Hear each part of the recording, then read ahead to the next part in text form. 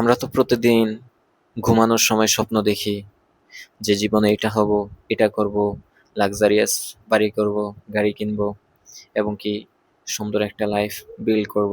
আমরা প্রত্যেকেই এমন স্বপ্ন দেখি না? কিন্তু আমরা সেই স্বপ্ন বাস্তবায়নের জন্য কতটুকু কাজ করি?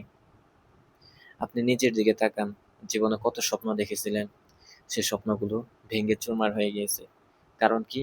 আপনি কোনো একটা জিনিসের মধ্যে ফেল করেছেন, সেই ফেল করার কারণে আপনি নিজেকে সান্ত্বনা দিচ্ছেন যে আরে তুমি তো ফেল করেছো, তোমার পক্ষে সফল হওয়া সম্ভব নয়। এটা হচ্ছে সবচেয়ে বড় নেগেটিভ চিন্তা। এই চিন্তাটাই আপনার স্বপ্নের মধ্যে সবচেয়ে বড় বাধা। আপনি নিজেকে বলুন, কেন? দুনিয়ার বুকে তো এমন অনেক মানুষ রয়েছে যারা ব্যর্থ হওয়ার পরে সর্বোচ্চ লেভেলে সফল হয়েছে। তো আমি কেন ব্যর্থ হওয়ার পরে সফল হতে পারবো না? আপনি নিজেকে প্রশ্ন করেন, আপনার নিজের মনটাই আপনাকে উত্তর দিয়ে দেবে আসলে তুমি ভুল চিন্তার মধ্যে আছো।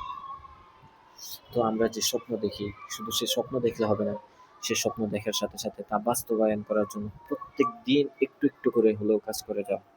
তাহলে দেখবেন আগামী কয়েক বছর পরে আপনি আপনার কাঙ্ক্ষিত যে স্বপ্ন, কাঙ্ক্ষিত যে ড্রিম, সেই ড্রিমে পৌঁছে যাবেন। ভালো থাকবেন। আসসালামু আলাইকুম রহমতুল্লাহ।